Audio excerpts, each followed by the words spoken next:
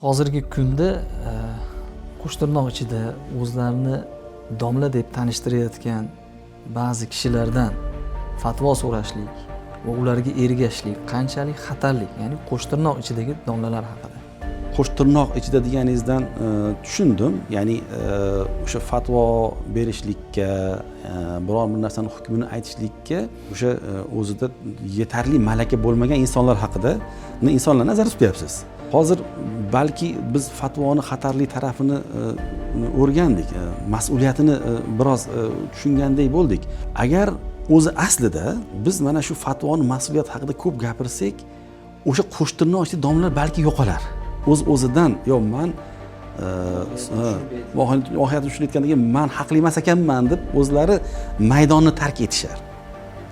Aksincha, lekin siz aytganingizdek o'zlaridan qanaqadir mutaxassislar, qanaqadir bir olimlarni yo'l boshidan yasab olib chiqishadi. Chiqib odamlarni boshqa yo'lga kirib ketishga sababchi bo'lishadi. Ba'zan shunaqa nimalarni ham bilaman, shunaqa insonlarni ham eshitdim. Meni o'zimga ham bir shunaqa tavsiyalar bo'lgan. Ba'zi paytda shu sizdan misol uchun chiqqan shu gaplaringizni, bergan javoblaringizni men o'zimni nimamga qo'yib borsam, shu sal nimalarni, fikrlarni o'zgartirgan holatda deydiganlar chiqib turadi endi. Har bittasini menga ko'rsatib ulgurasizmi desangiz, endi ba'zan ko'rsataman, ba'zan ko'rsatmayman. Ko'rsatmasangiz men ruxsat bera olmayman. Men-ku unaqa ko'p fatvo bermayman. Lekin qo'ysin, o'sha odamni o'zi qo'ysin, o'sha odamni o'zi, hamma taniydigan odamni o'zi. Bu odam maqsadi nima qilmoqchi tushunmadim. Chunki sohasi butunlay boshqa yo'nalish. O'zini yana bu diniy sohaga ham, domlalikka ham olib kirmoqchi. Bu bilan yo odam yig'moqchimi, yo boshqa narsa qilmoqchimi bilmayman. Endi mayli biz yaxshi niyatda savob qilmoqchi deylik, lekin savob qilish uchun bu fatvo masalasi nozik-ku. Ko'p shartlar topilishi kerak. O'shaning uchun birinchi galda men avvalo shu qo'shtirnoq ichidagi domla, o'zidan shayx yasab olganlar, ustoz yasab olganlar bilan to'g'ri tushuntira olishimiz kerak. Payg'ambar sollallohu alayhi vasallam bekorga aytmaganlar, ajrokum alal futi, ajrokum alan nar. Ya'ni sizlarni ichlaringizda o'sha fatvo berishlikka jur'atliroqingiz do'zaxga jur'atliroq. Alloh asrasin. Biz odamlarga din o'rgatishlikdan maqsad savob va jannat bo'ladigan bo'lsa, bu do'zaxga jur'atliroq qilib qo'yishi mumkin bo'lgan narsa ekan.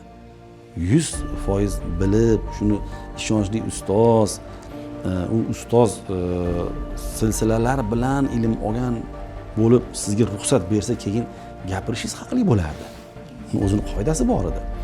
Lekin afsuski, butunlay boshqa sohaning odamlari shunaqa. Endi mayli shu sohaning odamlari ham deylik, haligi domlalarni, shu sohaning odamlari. Lekin biz ilgari aytiladi, chala mullalar deyiladi.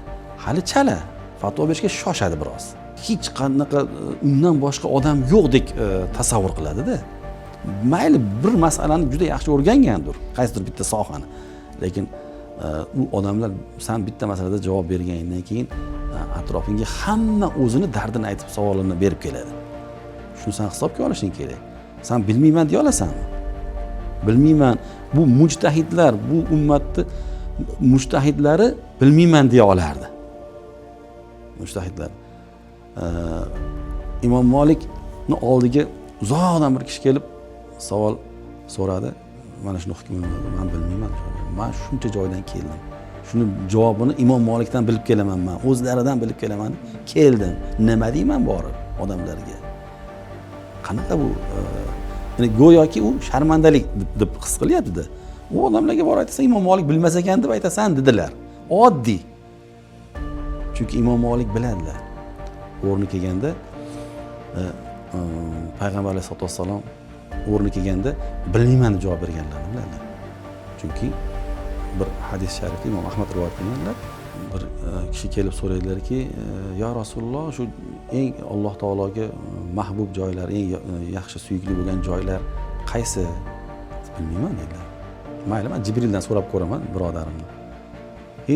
Farishta Jabroil alayhisalomdan so'rab ko'rib, u ham bilmayman deb vahiy kutishadi. Vahiy orqali Alloh taolo javob bergandan keyin Payg'ambar sollallohu alayhi vasallam undan xabarni bilib turib, keyin u odamga dedilarki, "Ahabbul biqa ilalloh al-masajid" deb shunaqa dedi. Bu abg'odil biqa al-aswaq. joylarni eng yaxshisi masjidlar, eng yomoni bozorlar ekanligini xabarini berdi. Buni bilishadi-da, biladi. Shuning uchun ular shoshmagan bu narsada. Imom Ahmad rahimahullohdan bir kishi kelib so'raydi. Ya shayx, 100 ming hadis bilgan odam fatvo berishi ruxsatmi? So'raganlar, yo'q. 200 ming hadisni bilgan odam fatvo so'ralsa bo'ladimi? Yo'q deydilar. Qo'yingki 300 ming, 400 mingga qilsa ham yo'q, 500 mingga chiqqanlar umid qilaman deydilar. Shu odam o'shanda ham 500 ming hadis yodlabdi, baraka topsin, bu endi olim ekan, bundan hamma narsa so'raylar demayaptilar. Umid qilaman shu odam fatvo berishi mumkin deb shunaqa deyaptilar-da, qarang. Shunchalik noziklikni his qilib turibdilar. Ular bekorga shunaqa bo'lmagan. Bu biz avvalo mana shu insonlarni o'sha hali chala o'qib turib shoshmaslikka chaqira olishimiz kerak-da. Shunda biz menimcha osonroq qutulamiz. Endi bunaqa narsani, bunaqa xatarlikni eshitgandan keyin odamlar ham eng ilmlilardan so'rash kerak ekan. Ilm ahlidan so'rash, ya'ni ilm ahlidan so'rashligi kerak. Ya'ni har kimdan so'rash kerak emas.